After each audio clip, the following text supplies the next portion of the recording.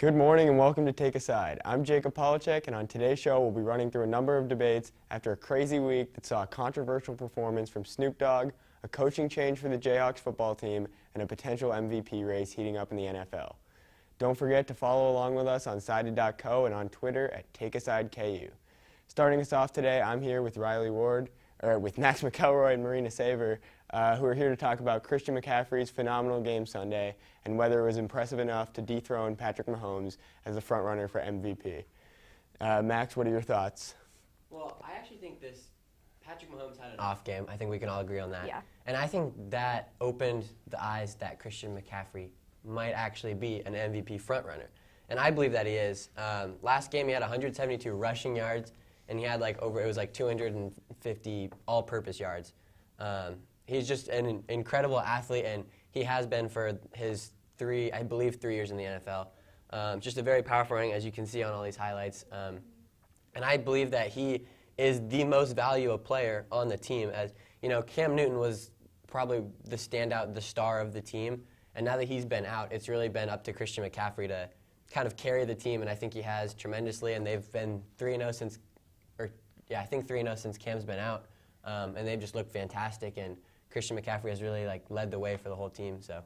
Yeah, the Panthers are 3-2 right now, and I think there's no doubt that they could easily be 0-5 without him. He leads the NFL with 587 rushing yards, so he's obviously a phenomenal athlete. And I think there's this narrative that the MVP award typically goes to quarterbacks and things like that. But I think there's definitely room for a running back to get in that race. And I think Christian McCaffrey is definitely a top 2 contender, with the other one obviously being Patrick Mahomes. I mean, he has one off game and suddenly everyone is just considering, oh my gosh, the race is wide open. And I guess that's just the kind of athlete that Patrick Mahomes is, and that's what everyone expects from him. But still, he has no interceptions on the season. Even on an off night, he still threw for 321 yards. And I mean, and that was with his banged up ankle, that he's been dealing with throughout the season. So he's still a phenomenal athlete. I think he's still the front runner for MVP. And yes, there are other athletes in there, and you look at Deshaun Watson. I think there are other athletes that are in that race, but I think the top 2 are definitely McCaffrey and Mahomes. And I don't know. I don't think one off game is enough to take Mahomes out of that number 1 spot. I don't think one off game is enough to take him out of the spot, but I think this is kind of telling of how quickly fans can turn on each other. But Christian McCaffrey he's just a man of consistency. First game, 2 touchdowns, then he has 1 touchdown, and then he has another touchdown. I mean, he just completely he takes the game over just with his own ability. And Patrick Mahomes has a lot of talent with him and a brilliant offensive mind in Andy Reid as the head coach. And Christian McCaffrey, I don't know if I can name more than 3 people on the Panthers that are just real stars on the team, right. And so I believe that if you're talking about MVP, the most valuable player, he has to be the front runner for most valuable player on the team. Chiefs, Tyreek Hill's out, but you have Sammy Watkins, Travis Kelce, that Pringle guy. Byron Pringle. Yeah. He had a great, they have studs. They have just stud after stud. But Panthers, you have a backup quarterback, and you have Christian McCaffrey, he's just tearing apart defenses. Yeah, McCaffrey's responsible for almost 47% of the Panthers' total offense, which, that right there is a feat in and of itself. But you name all those receivers on the Chiefs, and yes, insanely talented receivers at that, but I don't think, Mahomes makes them look good. He just feeds them pass after pass, and he is so accurate in the way that he can scramble out of any situation. I don't know, I think he completely has put the Chiefs on his back in the same way that Christian McCaffrey has done for the Panthers without Cam Newton. But I don't know. There's a healthy debate for both sides, and I don't know. Only time will tell. See, I think, yeah, definitely. I think this injury to Cam Newton has really actually helped Christian McCaffrey because they know Cam Newton's a playmaker and he wants the ball, so they're going to try and make him be the playmaker. They want to have him make throws. They want to have him, run the ball himself. But with Kyle Allen now as the starter, they've just really been able to exploit everything that Christian McCaffrey can do, and you can kind of see his potential, and you can see everything that he can be for the team. And again, I think most valuable player, you look at that award, most valuable player on the team, most valuable player in the league, it has to be Christian McCaffrey as the front runner now. Obviously, there's a lot of season left to go, and injuries can happen. Mahomes has been kind of dealing with a bad ankle, so a lot of season left. But I would almost argue that Patrick Mahomes might be like 3rd or 4th on the list. Really? Yeah, I mean, you said Deshaun Watson earlier. He's quietly been a baller this season. I think he threw 5 touchdowns yesterday. 5 touchdowns yesterday, yeah. Just incredible performance. And he's done that in the past. Granted, the team is not as successful as the Chiefs have been, but he's been putting up performances like that. And then also, I'm a Vikings guy, Minnesota guy. Dalvin Cook, he's 1 yard behind Christian McCaffrey on the rushing list. So he's also right there. And especially with Kirk Cousins being unable to make a play, yeah. Well, hey. Okay, sorry. up and down quarterback. Dalvin Cook has always been the consistency on that team so far. And I would say that if you're just talking about the award itself and what the award means, most valuable player, I think Patrick Mahomes might be third in the running for it right now. But Christian McCaffrey, I believe, is the front runner. And you said Patrick Mahomes has had 1 bad game. That's true. He's been phenomenal for the rest of the games. Yeah. But Christian McCaffrey, he hasn't had a bad game yet. If we're basing it off of that, has not had a bad game yet, and he's just continuing to kind of run the Panthers' offense. Yeah, I agree. I mean, we'll have to see. Both very talented players, like regardless of, and there's a great debate to be had for either of them. I don't know. I'm gonna stick with Mahomes, and he's kind of my ride or die. So we'll have to see. Rightfully so. Yeah. I mean, Patrick Mahomes is still He's a fun. stud. I mean, even last night with that 1 touchdown that he threw, where he's scrambling all over the field. Yeah, that was to Pringle, your guy. Definitely. He's just a complete stud, and we'll see how the season ends up. But I am at least glad that there's a debate that it might not be someone else besides Patrick Mahomes, because Besides a quarterback, I think too. there's a lot of ballers in the league. All right. When we come back, we're going to discuss Late Night at the Phog and the controversial Snoop Dogg. In America, littering is becoming a bigger and bigger problem. In the U.S. alone, 250 million pieces of trash are littered each year, costing $11.5 billion in cleanup. Of that number, 40% of the trash comes from motorists on highways. We are slowly destroying our natural resources by littering so much as a society. Next time you see trash on the ground, do your part and throw it away.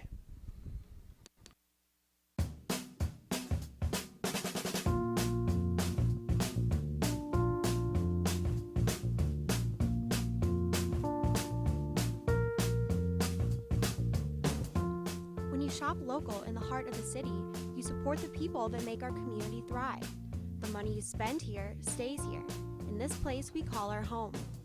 Lawrence, Kansas, where there's good old-fashioned hometown pride. Eat local, drink local, shop local. Okay, welcome back to TakeASide. My name is Morena Seaver, and I'm here with Riley Ward, and we're going to be talking about Snoop Dogg's controversial performance at Late Night in the Phog last Friday night. Riley, what do you think? Well, I definitely had a great time. I had a very fun night. I mean, Late Night at the Phog, I think it's all about the students, and I mean, the scrimmages were fun.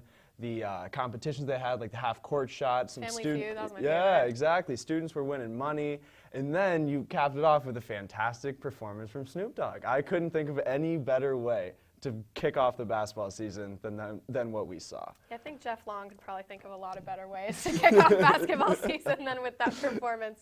But I don't know. So Jeff Long is KU's athletic director, and he's come out and he's issued an apology, and he's said that he's sorry to anyone who found the performance offensive and things like that. So I don't know. I don't know what he expected. Like, it's Snoop Dogg. Yeah, yeah, and I heard you mentioning so that they had a whole dress rehearsal the day before. Yeah, at least that's what I heard. I don't know. Rumor has it. And you would think that they would have seen, like, when they wheeled 4 stripper poles onto Allen Fieldhouse Court. I was a little taken back. Granted, they're not strippers, Acrobatic dancers. Acrobatic dancers. So we covered that at least. But, I mean, the entire performance, Snoop Dogg didn't censor himself. Last year was 2 Chainz, and I remember 2 Chainz was fun, but he censored himself a lot more than Snoop Dogg did. Yeah. But what I think it is like I said earlier, it's all about the students. We're there to kick off our basketball season, and that's what the students want to see. Maybe not necessarily the acrobatic dancers. Right. But you never know. But then we want to see a real Snoop Dogg concert. I don't want to sit there and see the radio-edited, radio-cut edition of Snoop Dogg. And we got to see that. Yeah. So, I mean, that was fun, except it was awkward when you looked around and you saw, a 55-year-old dad with his 9-year-old kid watching the Kansas basketball season get kicked off with acrobatic dance. Yeah, I don't know. I mean, I think what people always say that Allen Fieldhouse is the best place to play basketball in the world, and I think that's true. Obviously, I'm biased, but what makes it that way is the students. And so late night is like really a great opportunity to get the student body excited for basketball season, and bringing in a performer like Snoop Dogg, and like they had 2 Chainz last year, is just a great way to do that.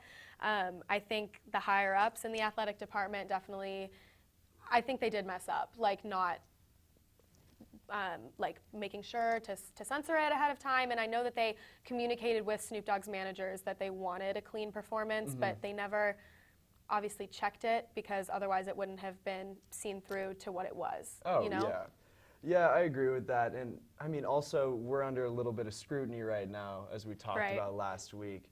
So that kind of comes down to it, where it's, I don't know when we're gonna kind of come out of this, you know what I mean? Like, it's one of those things where we talked about last week with Georgia Tech, how they sent one kid, a recruit, to a strip club, and that's an NCAA level 1 violation. What I like to think is that here at KU, we do it for the entire student body instead. Spread it around. it's like a level 1 violation in itself. But I mean, I don't know. We'll see how it kind of plays out over the next couple of weeks, and if it continues to be an issue, especially considering how much scrutiny we're under. Exactly. Jacob, what do you think about it? Well, I just think that this is far from over. I think that with everything that's going on between these level 1 violations, this is just something small in the bigger grand scheme of things, because this is going to be something that's going to be hanging over KU's head all season. But we'll see how long people are talking about Snoop Dogg's performance, but they're going to be talking about the potential violations and the potential penalties that KU's facing all year. Yeah, I think Kansas just gets the short end of the stick in so many ways. People just love to hate on Kansas. Like, I was going through Snapchat the other night and seeing like NBC talking about it and the Daily Mail talking about it, and people, I don't know, like, I can't help but think, like, if it had happened at Duke, would people care as much? If it were at UNC, would people care as much? I think, I don't know, I just feel like everyone loves to bang on Kansas. Yeah, and it's the fuel to the fire, really, where we're already under so much scrutiny, and then you add this on top of it, and it's really just going to make things more difficult, where, I mean, granted, the athletic director did everything he could. I like to think he came out, issued the apology. He kind of, but yeah, it really comes down to if Late Night in the Phog is a student event or a family event, because I know KU wants to make it about boosters. They bring recruits there. They do that. So if we're trying to make our program better, you could also look in the eyes of the recruits. What do the recruits want to see? A real concert? Do they want to see something censored? Oftentimes they come with their families, so that might make things a little more uncomfortable. But I feel like as a whole, it was a great night, and then the ending of it was, a little questionable, but it was an exciting start to what I think will be a very successful basketball season. I agree. Controversial or not, I had fun. Yeah, exactly. All right, well, we're going to take a quick break. Thank you for joining us. We'll be right back. You may not hear it at first, but it's there. Our chant, rising.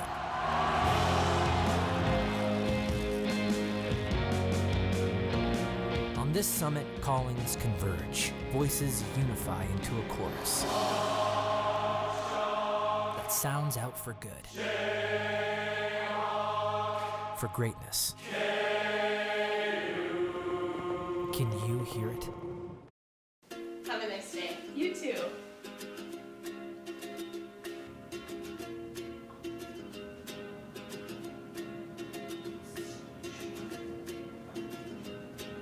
Have a great day. Thanks. You too.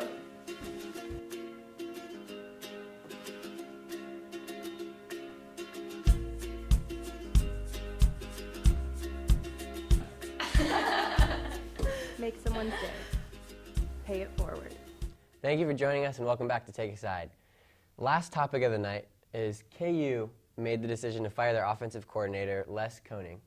What are your thoughts on this whole situation? That's our third offensive coordinator this year. I mean, we had Chip Lindsey, and then he left to go be the head coach at Troy. Now we're on to Koenig, then we moved to Koenig, and now we're on to Dearman. So I think it's just too much transition for a football team that's trying to establish some common ground, where we're moving through them left and right, and I will say, like, we didn't even give Koenig a very good chance this year, I don't think. Interesting. Yeah, and I think our offense has been looking better since that BC game. We looked really good. I mean, I feel like Carter Stanley's kind of hitting his stride more so now. Definitely. He's looking like a quarterback now versus the beginning of the year. He was just there to hand the ball off. And I really think that Koenig was doing a good job. I'm kind of surprised to see him yank him, especially after we play OU. I don't know what we expected against Oklahoma. I mean, it would have been awesome if we came out with a win, but it's Oklahoma, so. Right. Well, and I think last year against Oklahoma, we scored 40 points on them. And Oklahoma's not known for defense. No team in the Big 12 really is. So I think we expected to score a little more. It's one touchdown. We scored 2 garbage time touchdowns. The game was already out of hands. Still touchdowns. Okay. It's a touchdown, but I mean it's garbage time statistics. Yeah, for sure. But I think that we expected to be better and score more points from this. After the Boston College game, we played great offense, and then we had another good offensive game against West Virginia, and then TCU happened. Yeah. And we couldn't get the ball moving at all. I don't think Carter Stanley threw for over 100 yards. I don't think we had a running back rush for over 50 yards. Yeah. And also with that, you talked about Carter Stanley playing good. I think he's been playing great, honestly. Yeah. And I think they found a way to utilize him better. But Brent Dearman was a quarterback coach. That's true. And so he knows Carter Stanley better than anyone else. And so I believe that with that knowledge of knowing what his quarterback can do, I think he can use that in our offense, and knowing what our wide receivers can do and knowing what our running back Puka Williams can do. I think that will help us for the rest of the season, at least give us some more energy at least. Yeah, definitely. One of the things that worries me about Dearman is that one of his big offensive schemes is the run-pass option, which is putting a lot on Carter Stanley's plate, where it's up to him to make that decision. And when it comes to that, I think Carter Stanley, he's a senior, he's on his way out, which is sad to see, but because with the way he's looking right now. But do we want that responsibility on Carter Stanley this year, and then on whoever we're going to have under center next year? Because I think that it would be nice if we had some consistency with our play calling and it wasn't all up to the quarterback at the time. Where if it was Dearman actually pulling the strings himself, I think that it would be easier for quarterbacks to walk into our job and do the job that we need them to do. Yeah, and I think a reason that, well, first of all, the reason that they did this is because they have a bye week next week. Yeah. So they'll have 2 weeks of practice where they can kind of work with this new coordinator. I don't think the scheme will change that much just because they're in the middle of the season, but it'll definitely change, and Carter Stanley will be asked to do things more than what he was asked to do earlier. But I think he has really asserted himself as a leader on the offense in these past 4 games that they've played. I think he's really been able to, just the way you see he runs, and he doesn't try and avoid any tackles, like he goes right into him. He's really just led the team just by showing them how to play hard, and I think that he is the quarterback that they can start making this change, and then he can be able to respond to it really well. Right, and hopefully with Dearman that we get some longevity out of him, where it's if we have a stable foundation here, where we have a good head coach, we got a good offensive coordinator, defensive coordinator, it will draw in recruits and we'll be consistently good, and we'll continue to build. Because we've discussed this on the show earlier, it's still kind of a rebuilding year for Kansas. Definitely. And if this is a necessary move in the rebuild to make us better going forward, then I'm all for it. Absolutely, and I think that's what this was a signal of, is that they just weren't happy with where the offense was going, and they know that they have players on their team who can make plays, as they've showed. I mean, there's been a lot of really good glimpses of KU football where they look really good on offense and defense, but I just don't think they were quite at the point where they wanted to be offensively, and so I think this is very telling of where they want the program to go. And RPO is a very common, I mean, Oklahoma runs RPO, and they're one of the top teams in the country. It's a very common offense, and it's very quarterback friendly, just in the sense of they can pass it, they can make the decisions, and it makes it easier for them in a sense, just because they have so many more options opened up. And so I think it will be beneficial in the long run. I think this year it honestly will be beneficial, and if we can squeak out 2 wins, maybe just 2 more wins, I think it'll be successful. You look at our offense, I mean, we have so many weapons. We have Puka Williams, and then we've got Parchments. We have a great running back, great wide receivers. And then Stanley, since the first 2 weeks, he's been looking like a Big 12 quarterback. Absolutely. I mean, he's actually been there. So I understand Les Miles' frustration where you have those weapons on offense, but they don't actually produce for you. So I think that hopefully Dearman can get the best out of these guys. Definitely. Yeah. And that's what I think that wasn't working with Les Koenig, was that he just wasn't able to produce the best out of everyone. And it's hard because there's a lot of stars on the team. A lot of people want to get the ball. They want to give a lot of those people the ball. But I just don't think it was happening. And so I think this is just another sign of the program's changing, the direction the program wants to go is changing, and we're still all figuring it out. Yeah, and I'm okay with that. I mean, eventually we'll be a power school. Oh yeah, we'll be a football school in a little bit. Football school and a basketball school in a little bit. Definitely. All right, Jacob. Yeah, so I think that they didn't really give Koenig enough time to develop an offense, but at the same time, if you're not getting the results you need, then something has to change. And I'm a big fan of Brett Dearman, and I think that this is a necessary adjustment that they need to make. So. Yeah, it's definitely hard to say if they gave him enough time or not. 6 games halfway through the season, that's definitely, I don't know. It's in the middle of the season. It's not, I don't necessarily say the best time. They have the bye week, which will help them. But I think this whole program and the way it's going in this rebuild is if something's not working, they're just going to get rid of it. And they're going to just try and do whatever it takes, find the people that it will take to change the program and turn it around. Yeah, and I definitely have faith in Les Miles to make the correct decisions. I mean, he was over at LSU, and that's a true football school, and I think he knows what it takes to be a program like that, and he wants to bring that culture here, and I'm all for it. I mean, I do think it would have been nice if they gave Koenig a little bit more of a chance, but at the same time, I want us to win, and I want us to, I mean, and if it's not going to happen right now, it's going to happen down the road, and if Dearman's the best call for that. Exactly, and KU, they're a program that they want to win. They want to win in football, and so if they have something that isn't helping them win, then they're going to get rid of it, especially with with Les Miles. Like you said, he knows what he's doing. Yeah. He knows what he's talking about. Yeah, well, so let's hope the KU has, squeaks out a couple more wins and has a successful season. But that's all we have time for today. Thank you for tuning in to Take a Side. Have a nice day.